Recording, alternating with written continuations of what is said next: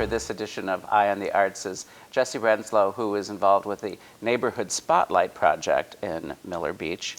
Welcome, Jessie. Thank you. So, as you call it, the convening organization for Neighborhood Spotlight in Miller is the Miller Beach Arts and Creative District. Mm-hmm. This is a project primarily, though, led by or driven by the Legacy Foundation. Is that correct? Yeah. Saying that? It's interesting with Neighborhood Spotlight. Legacy is the funding organization, and then neighborhoods across Lake County applied for the grant. There were 18, Right. and of those 18, 2 actually received it, Northwest Hobart and Miller in Gary. And our territory for our grant, it's a really concentrated area. It goes from County Line to Clay Street to 12, Route 12. So that's what the grant actually covers, and then we partnered with a local 501c3, and that's the Arts District. So what's the purpose of Neighborhood Spotlight?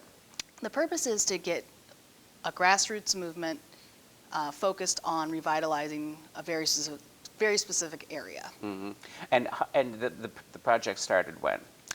Technically last year. How it works is neighborhood residents get together and they go to meetings that are sponsored by Legacy. They have to go through this whole training process, then apply for the grant, then find out if they have it, get it, then hire a community builder, and then the actual planning part starts. And how long will you be active as the community builder?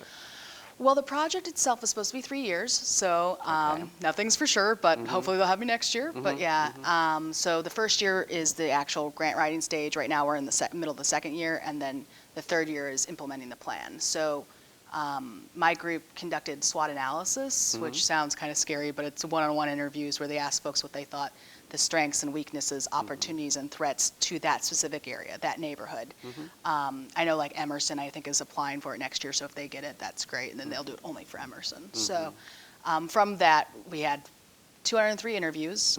For the purpose of the grant, we only need to have 100. We're still interviewing folks, though, because we're going to do a second addition to the report. I'd like to get 500 to 1,000 interviews, because that would be 5 to 10% of our population. And from our 203 interviews, we had 4,013 comments, which I know Hobart had about the same amount of interviews, but they only had about 2,500 comments. So I think people in Miller might just be chattier. So I got to synthesize. They have a lot of creative people in Miller. Yeah, you know, like they have a lot. They're passionate. So I got to synthesize the comments, and so from that we have a report. If anybody's interested, I can provide that information. It's off of our blog, and it's a 147-page report, all about folks' perceptions of the area, because it's not a fact-based report. And from that, 7 themes emerged, and that's what people will be working with for the planning stages. So that's where you're heading. Yeah. For now.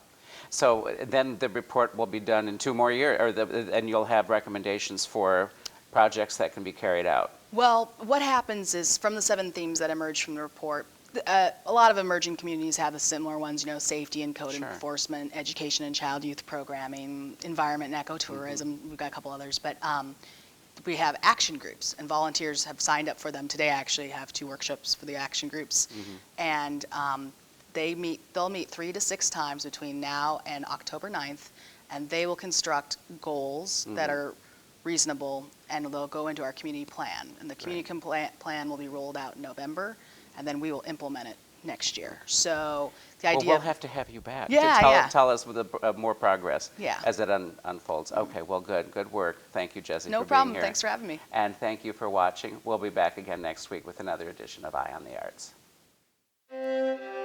Eye on the Arts is made possible in part by South Shore Arts, the Indiana Arts Commission, and the National Endowment for the Arts, a federal agency.